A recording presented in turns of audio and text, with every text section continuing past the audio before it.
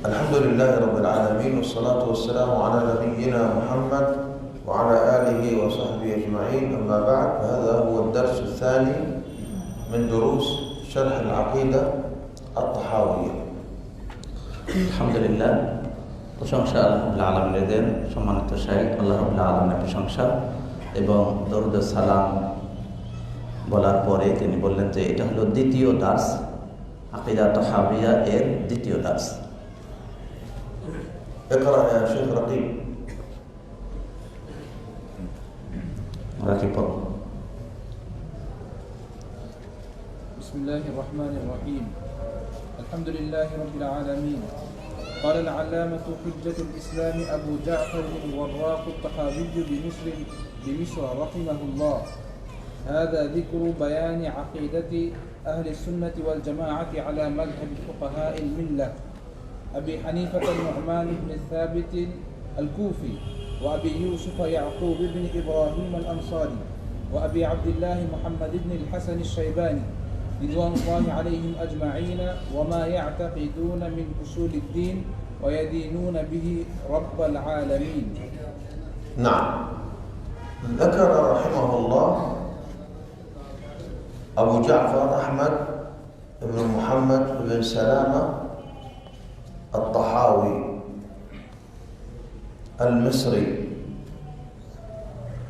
وقيل الطحاوي نسبة إلى أحد أجداده من العرب طاحية، وقيل إن طحا هو نسبة إلى مدينة بصعيد مصر اسمها طحا، وهي موجودة اليوم. نعم. হাফিজ আবু জাফর আত-তাহাবি রাহিমাহুল্লাহ, আবু জাফর আহমদ বিন মুহাম্মদ বিন সালামা আত-তাহাবি আল-মিসরি, তাকে তহাবি বলা হয়।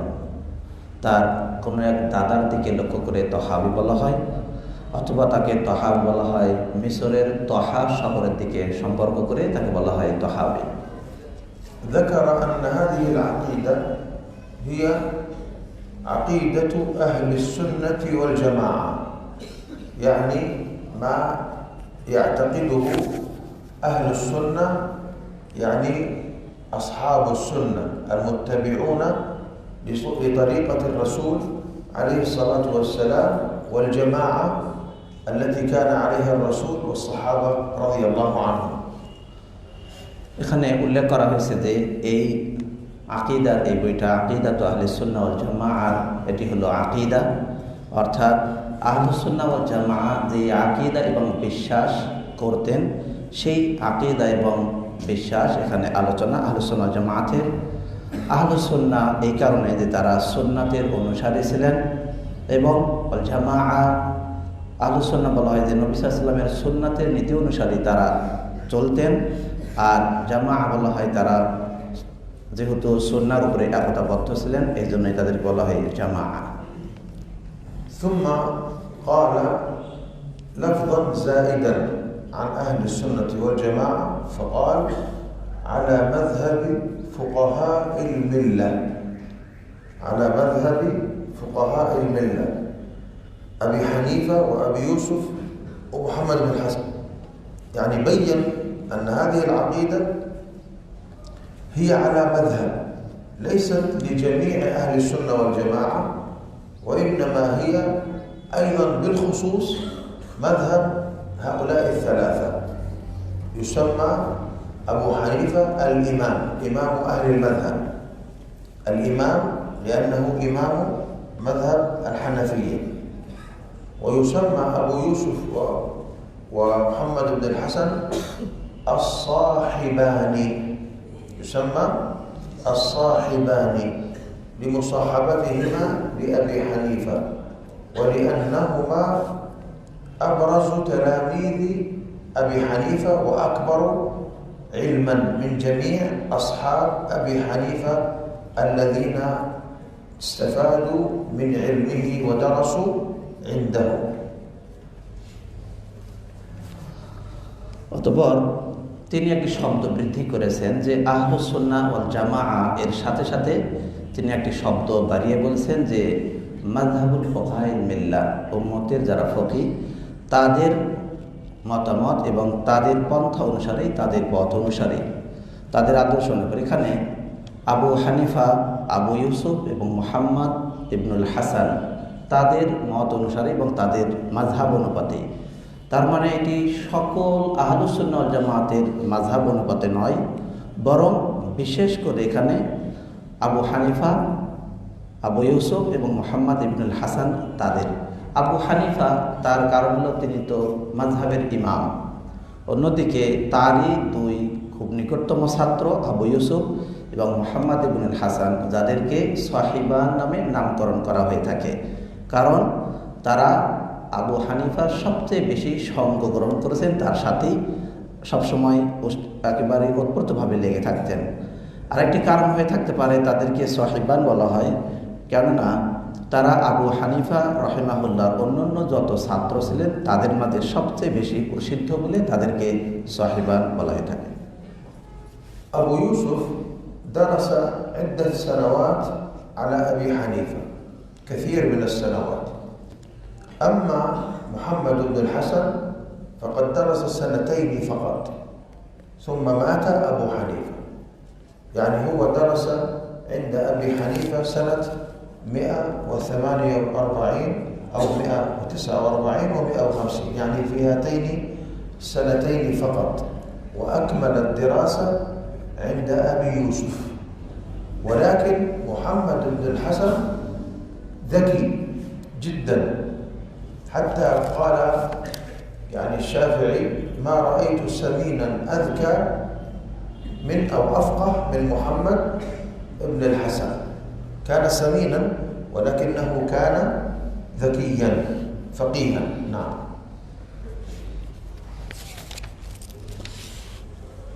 আবু ইউসুফ রাহিমাহুল্লাহ তিনি ইমাম আবু হানিফা রাহিমাহুল্লাহর কাছে কয়েক বছর লেখাপড়া করেছেন, তবে মুহাম্মদ ইবনুল হাসান তিনি মাত্র 2 বছর আবু হানিফা রাহিমাহুল্লাহর কাছে লেখাপড়া করেছেন। অতঃপর ইমাম আবু হানিফা রাহিমাহুল্লাহ তিনি মৃত্যুবরণ করেন 194 কাছাকাছি সময়।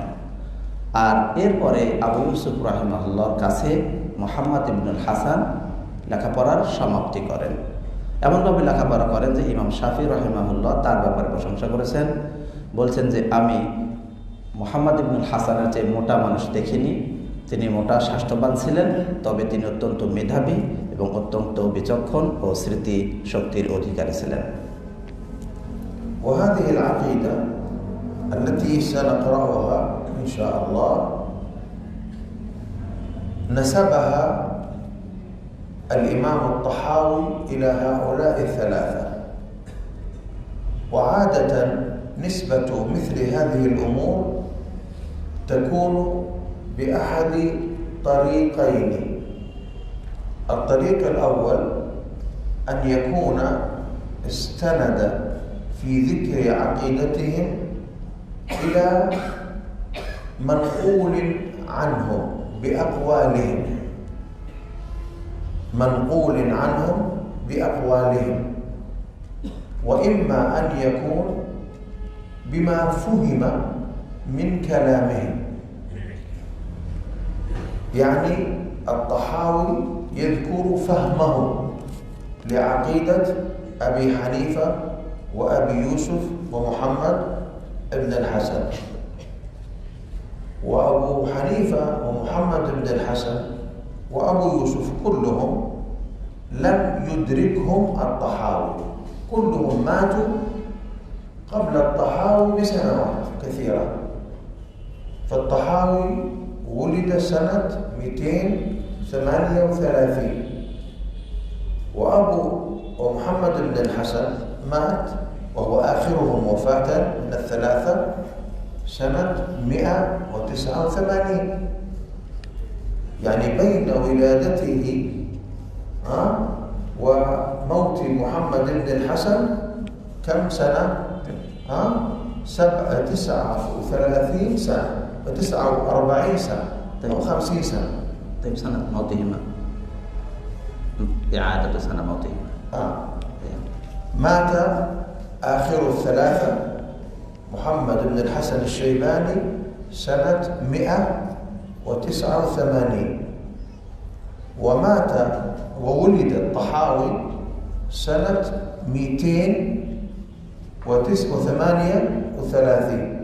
إذن بين ولادة الطحاوي وموت محمد بن الحسن آخرهم وفاة نحو 50 سنة. إذن الإسناد منقطع انقطاعا ظاهرا. نعم.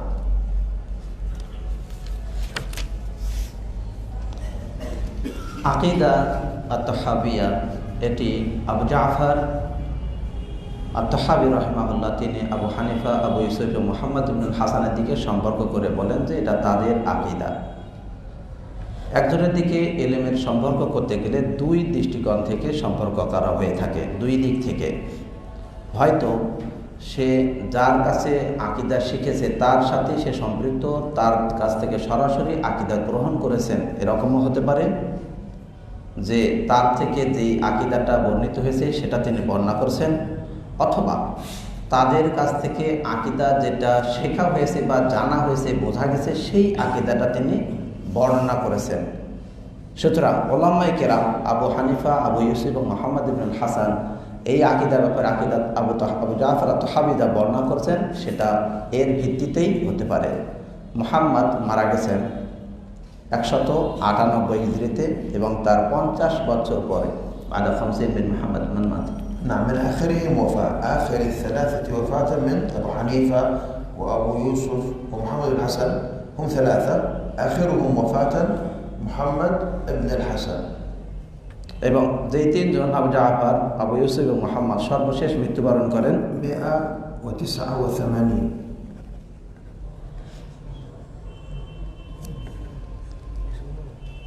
189 وهو 238 ولد 38 ثمانية 238 এবং সর্বশেষ মুহাম্মদ মারা গেছেন 238 হিজরিতে এবং তাদের মাঝে 50 বছর ডিফারেন্স। কিন্তু তারপরও আকিদা গ্রহণ করেছেন এই ভিত্তিতেই, তার থেকে যেটা বোঝা গেছে। طحاوي ولد 238 এবং তাহাবির জন্ম হলো 238। محمد بن الحسن 189 189 نعم و89 نعم نعم محمد، هذا محمد بن الحسن الشيباني. يعني فرق بينهما نحو 50 سنة. আচ্ছা, এরপরে সর্বশেষ মুহাম্মদ মারা গেছেন 282।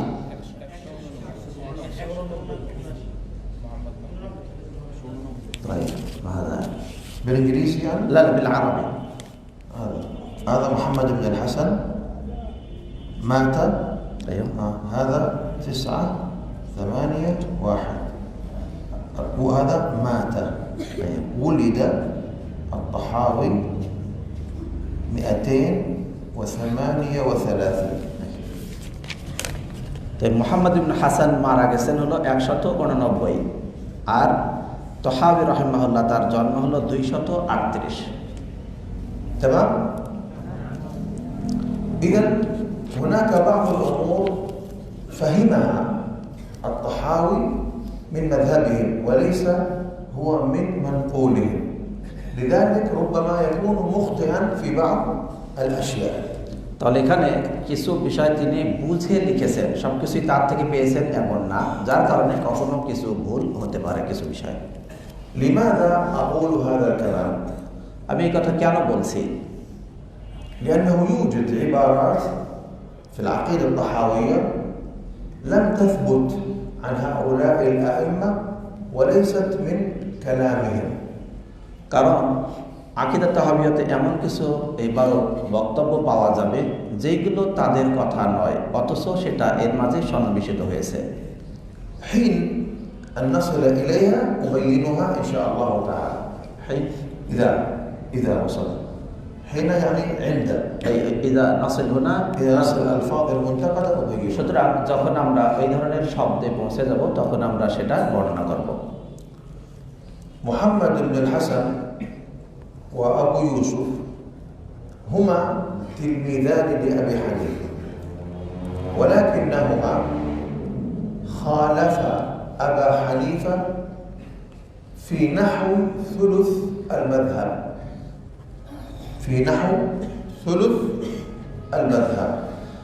মুহাম্মদ ইবনুল হাসান এবং আবু ইউসুফ তারা উভয়ে আবু হানিফা রাহিমাহুল্লাহর ছাত্র, কিন্তু তারা 2/3 মতে বিপরীত করেছেন। لماذا؟ لأنهما ليس مقلدين সুলুস ও সুলুসান ثلث সুলুসুল মাযহাব 1/3 মাযহাবে তারা ভিন্ন পোষণ করেছেন। لأنهما لا يقلدان أبا حنيفة، কেননা তারা আবু হানিফা রাহিমাহুল্লাহর মুকাল্লিদ ছিলেন না। يتبعون الأدلة التي ظهرت لهم، শুধুমাত্র যেগুলো দলিল স্পষ্ট প্রমাণ হতো, প্রকাশ পেত, সেইগুলোই তারা অনুসরণ করতেন। وأبو حنيفة رحمه الله كان يقول ليعقوب لأبي يوسف وللناس جميعا إذا صح الحديث فهو مذهبي। আবু হানিফা রাহিমাহুল্লাহ তিনি আবু ইউসুফ তথা ইয়াকুব এবং আরো অন্যান্য মানুষদেরকেও বলতেন যে যখন তোমরা আমার থেকে সহিহ হাদিস পাবে, যখন সহিহ হাদিস পেয়ে যাবে তখন তা তোমরা গ্রহণ করো। وكان يعقوب حريصا على كتابة آراء أبي حنيفة، আর ইয়াকুব অর্থাৎ আবু ইউসুফ তিনি আবু হানিফা রাহিমাহুল্লাহর মতগুলো লেখার প্রতি অতি আগ্রহী ছিলেন। فقال له أبو حنيفة يا يعقوب لا تكتب عني كل شيء فإني أرى الرأي اليوم وأتركه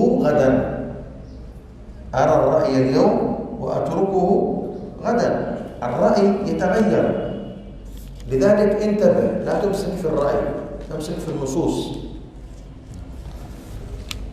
এজন্য আবু হানিফা রাহিমাহুল্লাহ তিনি আবু ইউসুফকে বললেন যে ইয়াকুব তুমি আমার কাছ থেকে যা পাবে সবই লিখো না, কেননা আমি আজকে একটি মত আমার মনে হয় সেটা আমি বলি, আবার আগামীকালকে হয়তো আমি সেটা ছেড়ে দেব, অতএব সবই তুমি লিখো না। إذن الإمام الطحاوي سيذكر لنا عقيدة أهل السنة والجماعة على مذهب فقهاء الملة أو هؤلاء أبو حنيفة والترمذي، فلننظر ما هي هذه العقيدة التي كانوا عليها. نعم، نسأل الله التوفيق والسداد. সুতরাং ইমাম আত-তাহাবী রাহিমাহুল্লাহ তিনি শীঘ্র আমাদের জন্য আলোচনা করবেন 3 জন ব্যক্তি থেকে যা তিনি পেয়েছেন, আবু হানিফা, আবু ইউসুফ এবং মুহাম্মদ ইবনুল হাসান থেকে। সুতরাং আমরা সেগুলো লক্ষ্য করব তিনি কি আলোচনা করেছেন। بقيت عبارة قال من أصول الدين، أصول الدين يعني العقيدة، أصول العقيدة، كلمة أصل ما يبنى عليه غيره، والدين هو ما يتدين به، ما يتقرب به إلى الله عز وجل من الشريعة، من الأعمال، من الأقوال، هذا معنى الدين. فهنا أصول الدين يعني أصول الاعتقاد، هذا من أسماء العقيدة أصول الاعتقاد.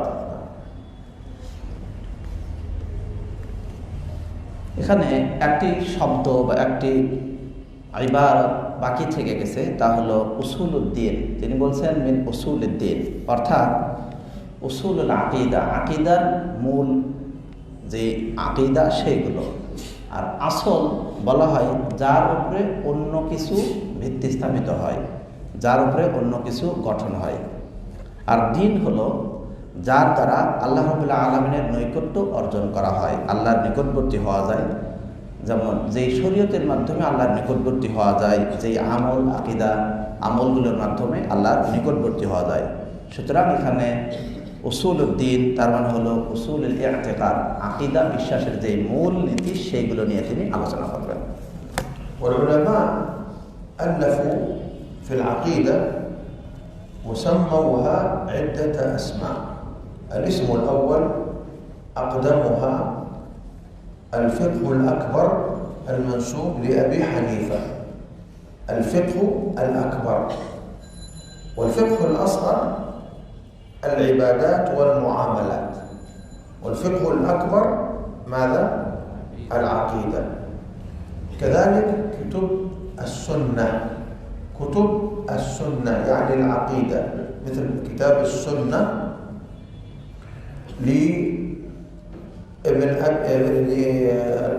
المروزي، محمد بن نصر المروزي له كتاب السنة، والسنة لعبد الله بن الإمام أحمد، والسنة للخلال وغيرهم كثير، شرح السنة للبربهاري،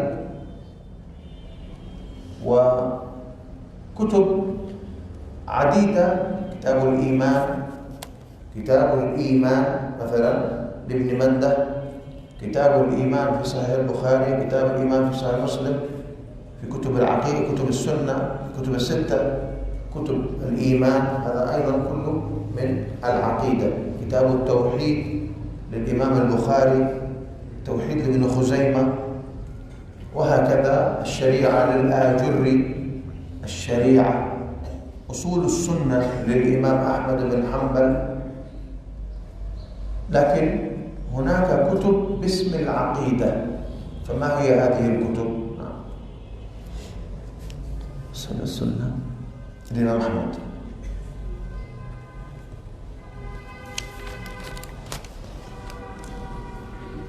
এখানে ওলামায়ে কেরাম তারা আকীদার ক্ষেত্রে অনেকগুলো নামকরণ করেছেন, বিভিন্ন নামে তারা নামকরণ করেছেন। আকীদার যে কিতাবগুলো বা আকীদা নামটাকে মূলত বিভিন্ন নামে নামকরণ করেছেন। এই নামের মাঝে সবচেয়ে প্রাচীন যে নাম, সবচেয়ে পূর্বের থেকে যে নামটা এসেছে সেটা হলো আবু হানিফা রাহিমাহুল্লাহর দিকে সম্পর্ক করে, সেটা হলো আল ফিকহুল আকবার। আল ফিকহুল আকবার এটা আবু হানিফা রাহিমাহুল্লাহর সাথে যুক্ত। এরপরে আল ফিকহুল আসগার, আল ফিকহুল আকবার সেগুলো হলো আকীদার বিষয়, আর আল ফিকহুল আসগার বলতে উদ্দেশ্য হলো ইবাদত, মামলাত, লেনদেন, আচার আচরণ, ইবাদত বন্দেগী, এই সব বিষয়গুলো হলো ফিকহুল আসগার। অনুরূপভাবে সুন্নাহ নামে নামকরণ করা হয় আকীদার, যেমন সুন্নাহ নামে যে কিতাবগুলো রয়েছে অথচ আকীদার কিতাব, তার মাঝে কিতাবুস সুন্নাহ লিল মারওয়াজি, মারওয়াজির সুন্নাহ নামক কিতাব। অনুরূপভাবে আব্দুল্লাহ বিন আহমদ রাহিমাহুল্লাহ তার লেখা কিতাব আকীদার বিষয়ে নাম হলো সুন্নাহ। অনুরূপভাবে খাল্লাদ তার লেখা কিতাবের নাম হলো আস-সুন্নাহ। অনুরূপে শারহুস সুন্নাহ এই কিতাবটা লেখা আছে, যেমন বারবাহাই তিনি শারহুস সুন্নাহ নামক কিতাব লেখেন। এরপরে কিতাবুল ঈমান, ঈমান নামে আকীদার বিষয়ে কিতাব লেখেন ইবনু মান্দা রাহিমাহুল্লাহ। অনুরূপভাবে ঈমান নামে কিতাব আছে বুখারী রাহিমাহুল্লাহ, ইমাম মুসলিম রাহিমাহুল্লাহ কিতাবুল ঈমান। অনুরূপভাবে কুতুবে সিত্তা ৬টি কিতাবের সবগুলোতেই ঈমান সম্পর্কে আলোচনা রয়েছে আকীদা বিষয়ে। অনুরূপভাবে কিতাবুত তাওহীদ যেটিও আকীদার বিষয় ইমাম বুখারী রাহিমাহুল্লাহর লেখা।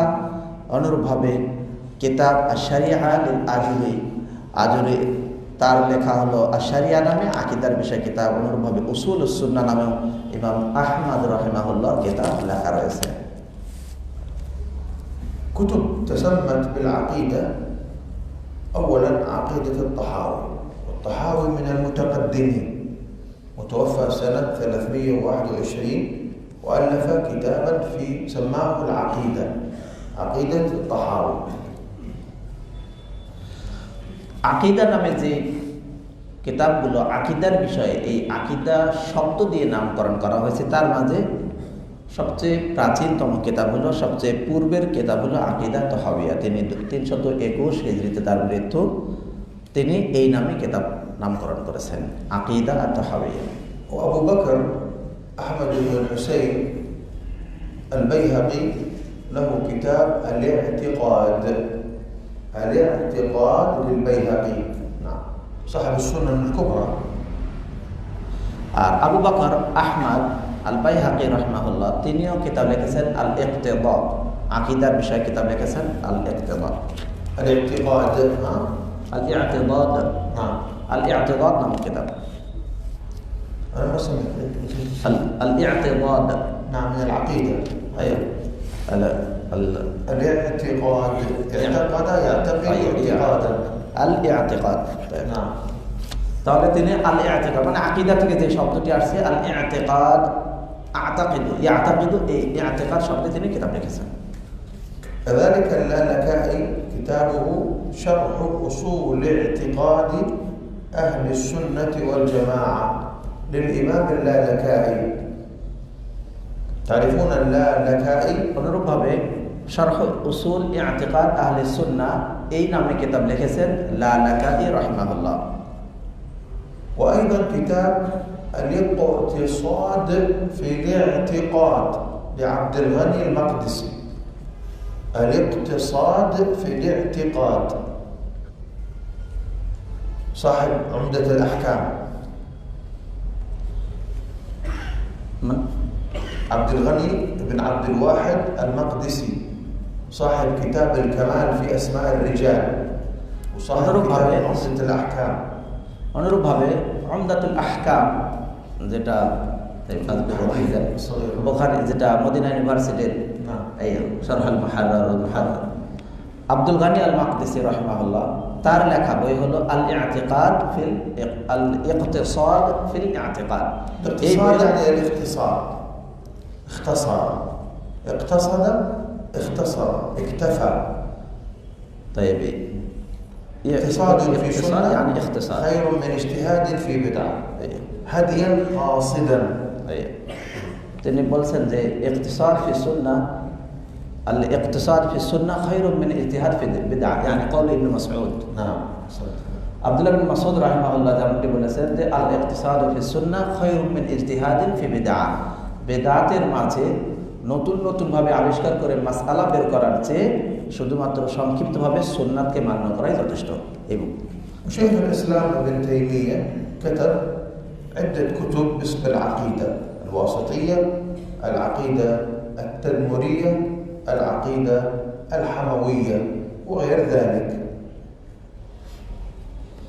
শাইখুল ইসলাম ইবনে তাইমিয়া রাহিমাহুল্লাহ তিনিও আকীদার বিভিন্ন কিতাব লিখেছেন যেগুলোর মাঝে একটা হলো আল ওয়াসিতিয়া তাছাড়া তাদমুরিয়া অনুরূপভাবে আল হামাবিয়া এগুলো আকীদার বিষয়ে কিতাব লিখেছেন نعم تفضل اقرأ نقول في توحيد الله معتقدين بتوفيق الله إن الله واحد لا شريك له أو نعم قال نقول في توحيد الله معتقدين بتوفيق الله نعم نقول نحن أهل السنة والجماعة في توحيد الله توحيد الله توحيد مصدر من الفعل وحد يوحد توحيدا نعم নাকুলু আমরা বলবো এখানে উদ্দেশ্য হলো আহলুস সুন্নাহ ওয়াল জামাআহ তারা বলছেন যে আমরা আল্লাহ তাআলার তাওহীদের ব্যাপারে বিশ্বাস রেখে বলবো এখানে তাওহীদ শব্দটি এটি ওয়াহাদা ইউহিদু এই শব্দ থেকে মাসদার فقوله وحد أي اعتقد وحدانية الله وحدانية يعني الانفراد لا شريك له واحد هذا معنى وحدانية في كل ما يختص به وحدانية لا شريك له في كل شيء يخصه لا يشاركه فيه أحد من خلقه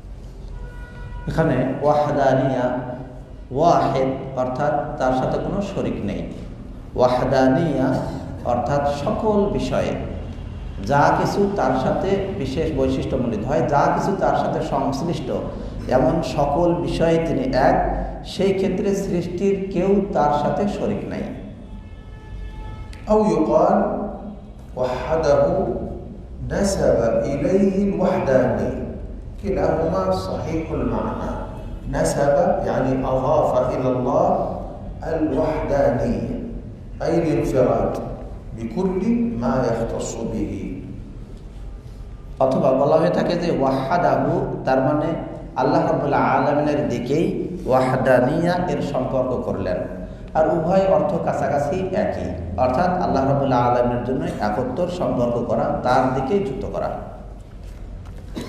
ولفظ التوحيد ورد في الحديث الصحيح، ولفظ وحده موجود في القرآن. قال الله تعالى اعبدوا الله، نعم، قال وما أرسلنا من رسول إلا ماذا؟ وما أرسلنا من رسول ولا نبي، نسينا الآية، وما أرسلنا من قبلك من رسول إلا نوحي إليه أنه لا إله إلا ماذا؟ يعني توحيد الله، واعبدوا الله ولا تشركوا به شيئا، العبادة، واعبدوا الله ولا تشركوا به شيئا. قال اعبدوا الله وحده. نسيت الآية، ذكروني. من رسول وما أرسلنا من قبلك من رسول إلا نوحي إليه أنه لا إله إلا أنا فاعبدون. إلا أن فاعبدون. نحن نريد لفظة وحده. نعم، يعني لفظة وحدانية موجودة في القرآن في عدة مواضع. نعم. সেখানে তাওহীদ শব্দটি হাদিসে এসেছে, আর ওয়াহদাহু এই শব্দটা কোরআনে এসেছে। আমরা বিভিন্ন আয়াত থেকে আমরা পাই যে আল্লাহ তাআলা বলেছেন ওমা আরসালনা মিন ক্বাবলিকা ইল্লা রিজালান নূহি ইলাইহি আন্নাহু লা ইলাহা ইল্লা আনা ফা'বুদুন, যে আমি পূর্বে সকল নবীগণকে এই মর্মে আদেশ করেছি যে আমার ইবাদত করো। অনুরূপভাবে ওয়া'বুদুল্লাহ ওয়া লা তুশরিকু বিহি শাইআ, তোমরা আল্লাহর ইবাদত করো, তার সাথে কাউকে শরীক করো না। এইগুলো সবই আল্লাহর ওয়াহদানিয়ত প্রমাণ করে। তবে আমরা ওয়াহদাহু শব্দ নিয়ে আলোচনা করতে চাচ্ছি। قال تعالى وإذا ذكر الله وحده اشمأزت قلوب الذين لا يؤمنون بالآخرة. আল্লাহ রাব্বুল আলামিন বলেন ওয়াইদা যিকিরাল্লাহু ওয়াহদাহু ইশমাআযাত কুলুবুল্লাযীনা লা ইউমিনুনা বিল আখিরাহ, আর যখন আল্লাহ রাব্বুল আলামিনের কথা স্মরণ করা হয়, এক আল্লাহর ওয়াহদাহু, আল্লাহ তাআলার এক আল্লাহর কথা যখন স্মরণ করা হয়, তখন যারা আল্লাহর প্রতি বিশ্বাস করে না, আখিরাতের প্রতি বিশ্বাস করে না, তাদের অন্তর নাড়া দেয়। وقال سبحانه بسم الله الرحمن الرحيم قل هو الله أحد. আল্লাহ রাব্বুল আলামিন আরো বলেন, যেমন সূরা ইখলাসে কুল হুয়াল্লাহু আহাদ, আল্লাহ তাআলা এক অদ্বিতীয়। وقال صلى الله عليه وسلم بني الإسلام على 5: شهادة أن لا إله إلا الله وأن محمد رسول الله. في بعض الروايات أن يوحد الله، أن يوحد الله. نعم.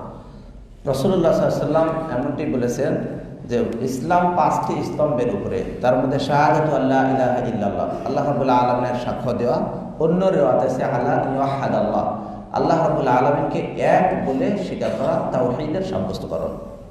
وفي حديث جابر في صحيح مسلم في صفة حجة الوداع أن النبي صلى الله عليه وسلم أهل بالتوحيد، أهل بالتوحيد. نعم. অনুরূপভাবে আমরা জাবের রাদিয়াল্লাহু হাদিস যদি দেখি, যেটি হজের বর্ণনা সংক্রান্ত হাদিস, সেখানে তিনি বলেছেন রাসূলুল্লাহ সাল্লাল্লাহু আলাইহি ওয়াসাল্লাম আহলা বিত-তাওহীদ, অর্থাৎ লা ইলাহা ইল্লাল্লাহ বলে তিনি তাকবীর ধ্বনি দিয়েছেন, তিনি তাওহীদের ঘোষণা দিয়েছেন। وفي حديث ابن عباس لما أرسل معاذا عليه الصلاة والسلام، أرسل معاذا إلى اليمن، قال لما سأله ماذا يدعو، قال فليكن أول ما تدعوهم إليه أن يوحدوا الله، في بعض الروايات الصحيحة. এভাবে ইবনে আব্বাস রাদিয়াল্লাহু আনহুর riwayate এসেছে যে রাসূলুল্লাহ সাল্লাল্লাহু আলাইহি ওয়াসাল্লাম যখন মুআদ রাদিয়াল্লাহু আনহুকে পাঠিয়ে দিলেন ইয়ামানের দিকে, তখন এই হাদিস বর্ণনা কোন কোন riwayate এসেছে যে ফালাকুন আউয়ালা মা তাদউম ইলাইহি ইলা আন ইউহাদাল্লাহ, যে আল্লাহ রাব্বুল আলামিন এর তাওহীদ তথা আল্লাহকে এক বলে জানার প্রতি সর্বপ্রথম যেন তোমার দাওয়াত হয়। إذن لفظ وحد يوحد توحيد هذه من الألفاظ موجودة في القرآن، موجودة في السنة النبوية، ليست من اختراع السلفيين، موجود في الكتاب والسنة. সুতরাং ওয়াহাদা ইউহিদু তাওহীদ এই শব্দগুলো, এগুলো কোরআন এবং সুন্নাহর মাঝে বিদ্যমান, এইগুলো নতুন করে সালাফিগণ এই শব্দগুলো আনয়ন করেছেন এরকম বিষয় নয়, বরং এটা কোরআন সুন্নাহয় বিদ্যমান। ثم قال بتوفيق الله، بتوفيق الله يعني كما قال وما توفيقي إلا بالله، يعني طالبا من الله التوفيق، يعني الهداية لما يحبه الله ويرضاه، هداية التوفيق يعني موافقة ما يحبه الله ويرضاه। نعم। অতঃপর তিনি বলেছেন যে বিতৌফিকিল্লাহ, অর্থাৎ যেমন বলা হয় ওমা তৌফিকি ইল্লা বিল্লাহ, আল্লাহ রাব্বুল আলামিনের তৌফিক ছাড়া কোনো তৌফিক বা সাহায্য সহযোগিতা নেই। এখানে আল্লাহ রাব্বুল আলামিনের কাছ থেকে তৌফিক চাইলেন, মানে তৌফিকুল হিদায়াহ, সঠিক দিক নির্দেশনা যেন তিনি পান, সেই তৌফিক অর্থাৎ যেটা আল্লাহ রাব্বুল আলামিনের মুওয়াফিক হবে এরকম দিশা যেন আল্লাহ রাব্বুল আলামিন তাকে দান করেন।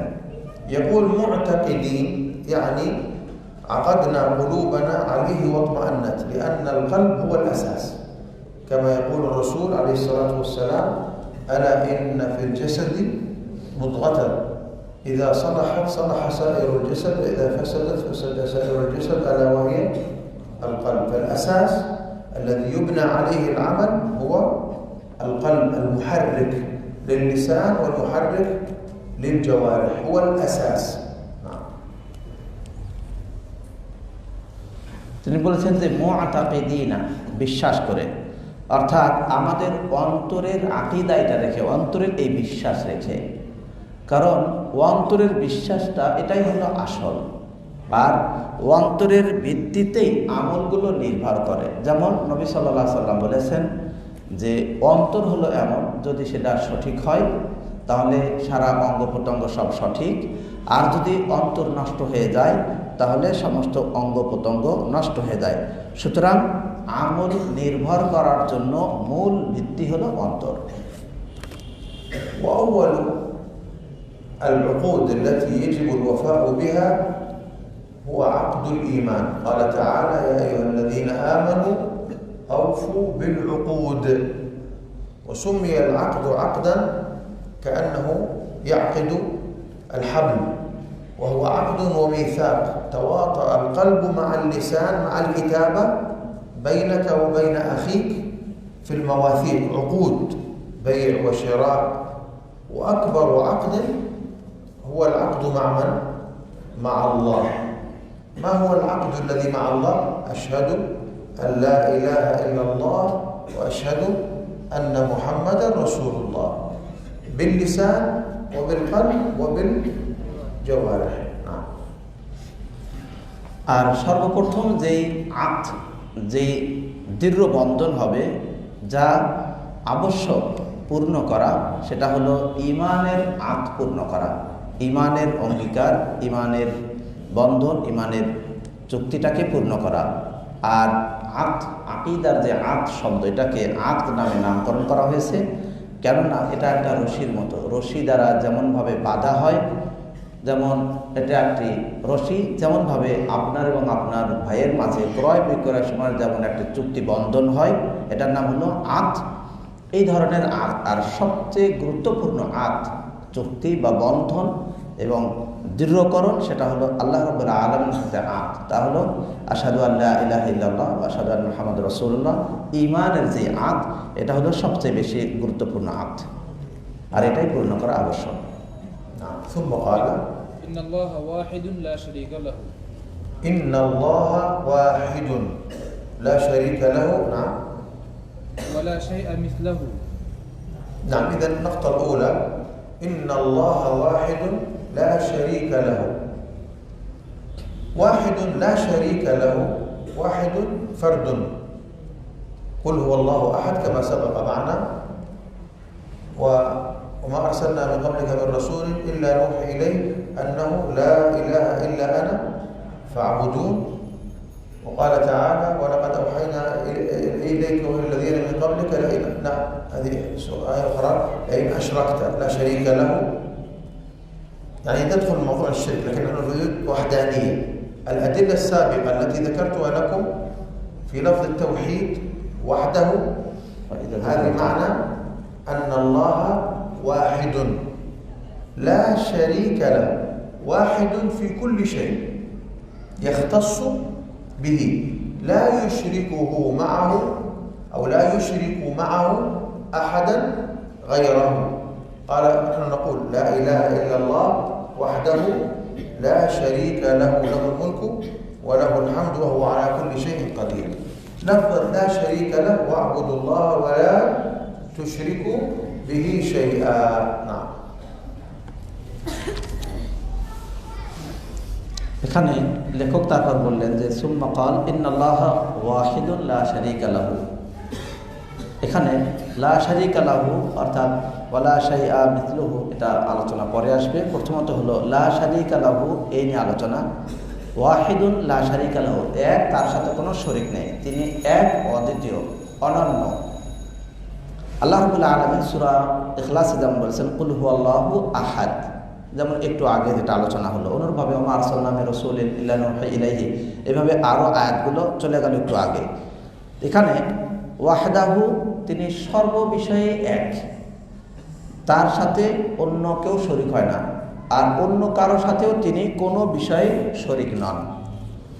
যেমন আমরা বলি লা ইলাহা ইল্লা ওয়াহদাহু লা শারীকা লাহু লাহুল মুলকু ওয়া লাহুল হামদ, এইভাবে তার সাথে কোনো শরীক নেই। আল্লাহ তাআলা বলেছেন ওয়া'বুদুল্লাহা ওয়া লা তুশরিকু বিহি শাইআ, আল্লাহর ইবাদত করো, তার সাথে তোমরা কাউকে শরীক করিও না। وهو سبحانه واحد في ذاته، ليس ذواتا متعددة، فالذوات المتعددة شرك، هو ذات واحدة، الله بأسمائه وصفاته.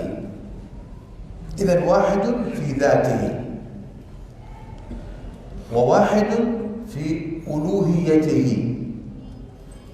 لا يعبد إلا هو، وواحد في ربوبيته وأسمائه وصفاته. إذن ثلاثة أشياء في وحدانية الله. واحد في ذاته، لا ينقسم، الذات غير متعددة ولا منقسمة، ذات واحدة. واحد في ألوهيته، واحد في ربوبيته وأسمائه وصفاته. نعم.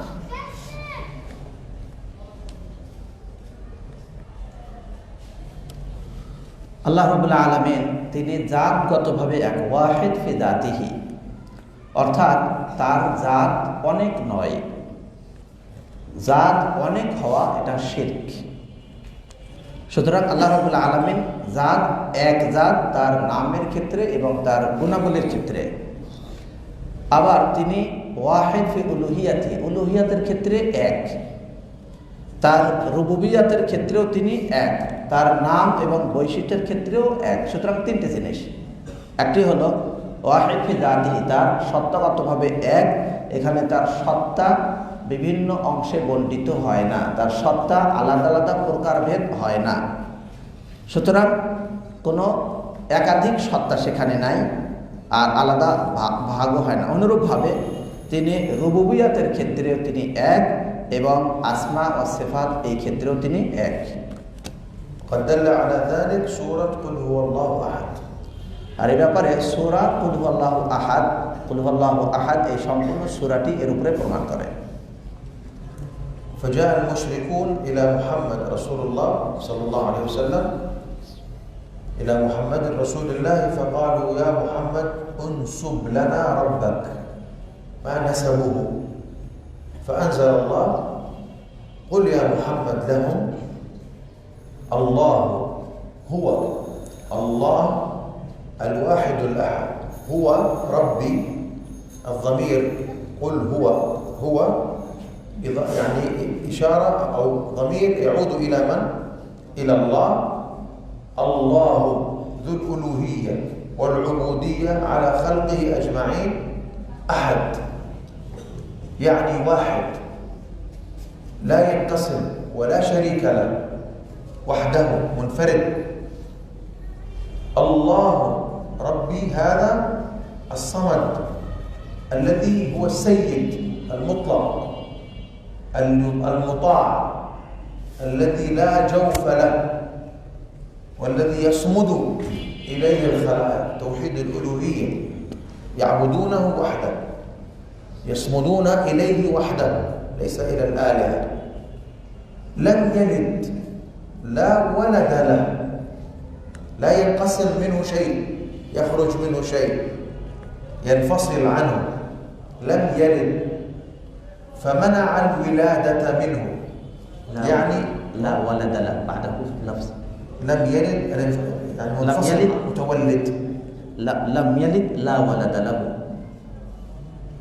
أي نعم، لا ولد له ولا ينفصل عنه شيء من ذاته، بمعنى لا ينفصل عنه، يصبح مستقلا، شخصية مستقلة، ذاتا مستقلة. فهذا منع التولد. فالمخلوقات يتولد منها أولاد يكونوا مستقلين،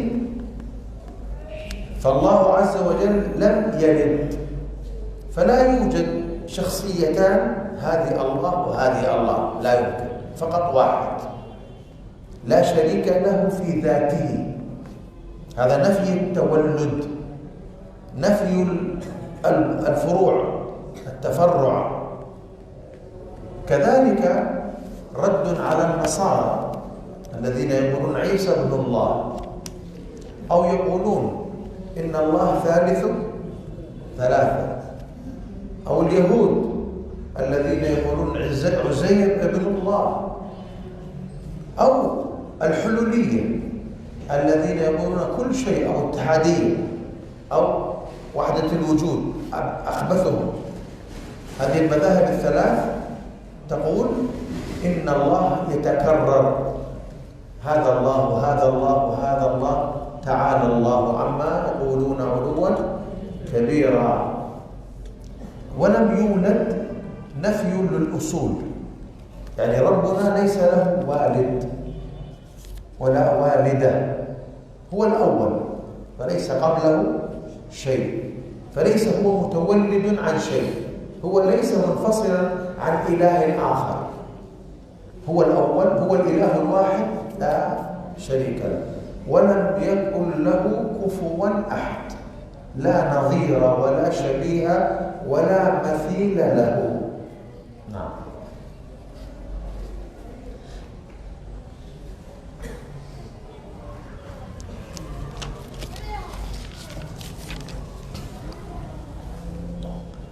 এখানে পরবর্তী শায়েখ আলোচনা করলেন যে কুল হুয়াল্লাহু আহাদ এই সূরাটা যখন নাজিল হয় তখন মুশরিকরা মূলত রাসূলুল্লাহ সাল্লাল্লাহু আলাইহি ওয়াসাল্লামের কাছে এসে জিজ্ঞাসা করলেন মুহাম্মদ সাল্লাল্লাহু আলাইহি ওয়াসাল্লামের কাছে, মুহাম্মদ রাসূলুল্লাহ মুহাম্মদ সাল্লাল্লাহু আলাইহি ওয়াসাল্লাম তার কাছে বললেন যে হে মুহাম্মদ সাল্লাল্লাহু আলাইহি ওয়াসাল্লাম, আপনি আমাদের জন্য আল্লাহ তাআলার বংশ বর্ণনা করুন, আল্লাহ তাআলা কিভাবে তার বংশ এটা আপনি বলুন।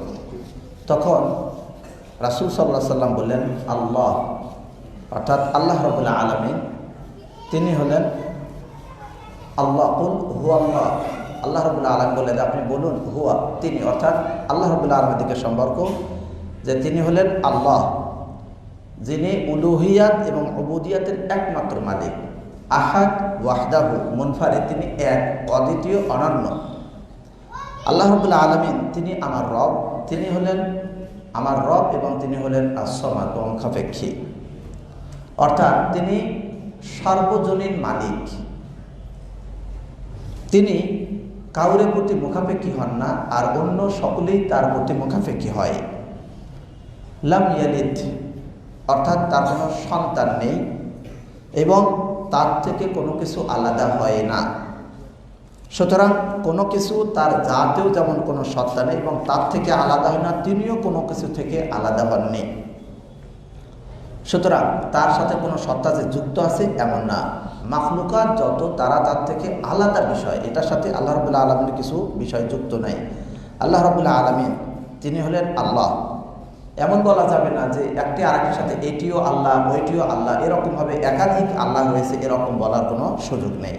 সুতরাং তিনি এখান থেকে শাখা হওয়াটা অস্বীকার করেছেন যে তার থেকে কোনো আল্লাহ আরও বের হয়েছে এরকম নাই, বরং আল্লাহ তাআলা এক। এখান থেকে আরেকটা প্রতি উত্তর দেওয়া হয়েছে এবং নাসারাদের প্রত্যাখ্যান করা হয়েছে তাদের কথা। তারা বলে যে ঈসা আল্লাহর পুত্র, এই কথা এখান থেকে প্রত্যাখ্যান হয়ে গেল। অনুরূপভাবে তারা যখন বলে আল্লাহ রাব্বুল আলামিন সালিসু সালাসা, ঈসা আলাইহিস সালামের ব্যাপারে বলেন যে তিনজনের এক আল্লাহ হলেন ঈসা আলাইহিস সালাম, এটাও এখান থেকে প্রত্যাখ্যান হয়ে যায়, যেহেতু আল্লাহ তাআলা থেকে কোনো কিছু বের হয়নি। অনুরূপভাবে ইহুদিরা বলে ইন্নাল্লাহ সালিসু সালাসা, তাদের এই কথাও প্রত্যাখ্যাত হয়েছে। অনুরূপভাবে হুলুলিয়া, তারাও যেমন আল্লাহ তাআলার সংখ্যার আধিক কথা বলতে চায়, সুতরাং এখান থেকে এক কথায় তারা যেমন বলে যে আল্লাহ তাআলা অনেক হন, এই সবগুলো কথাই প্রত্যাখ্যান করা হলো। 3 শ্রেণীর প্রত্যাখ্যান, খ্রিস্টান, নাসারা, ইহুদি, হুলুলিয়া, সকলের প্রত্যাখ্যান। আল্লাহ রাব্বুল আলামিন তার কোনো উসুল নাই, যেমন তার কোনো ফুরু নাই। তিনি কোনো জায়গা থেকে যেমন আসেননি, অনুরূপভাবে তার কাছ থেকেও কোনো কিছু বের হয়নি। এই জন্যই আল্লাহ রাব্বুল আলামিন বলেছেন লাম ইয়ালিদ ওয়া লাম ইউলাদ। এবং সবশেষে আল্লাহ তাআলা এই সূরাতে বললেন ওয়ালাম ইয়াকুল্লাহু কুফুয়ান আহাদ, তার সমতুল্য কিছুই নেই, অর্থাৎ না তার কোনো সাদৃশ্যতা রয়েছে, না তার অনুরূপ কিছু রয়েছে, কোনো কিছুই নেই। اليهود ماذا قالوا؟ ইন্নাল্লাহা সালিসু সালাসা, هذا النصارى উযাইরুল্লাহ। نعم. ইহুদিরা তারা বলেন উযাইরুল্লাহ, তারা বলে যে উযাইর আল্লাহর পুত্র, এটা এখানে প্রত্যাখ্যান করা হয়েছে। وأما الذين قالوا إن الله ثالث ثلاثة فهم النصارى. আর যারা সালিসু সালাসা, 3 আল্লাহর একজন আল্লাহ ঈসা আলাইহিস সালাম সম্পর্কে বলে, তারা হলো খ্রিস্টান, নাসারা। أكتفي بهذا القدر لأنه موعد خلاص. إن شاء الله تعالى نكمل في الدرس القادم. والله أعلم وصلى الله وسلم على نبينا محمد والحمد لله رب العالمين. এই পর্যন্ত আজকের আলোচনা, আগামীকালকে আবার হবে ইনশাআল্লাহ। আল্লাহ রাব্বুল আলামিন জাযাকুমুল্লাহু খায়র।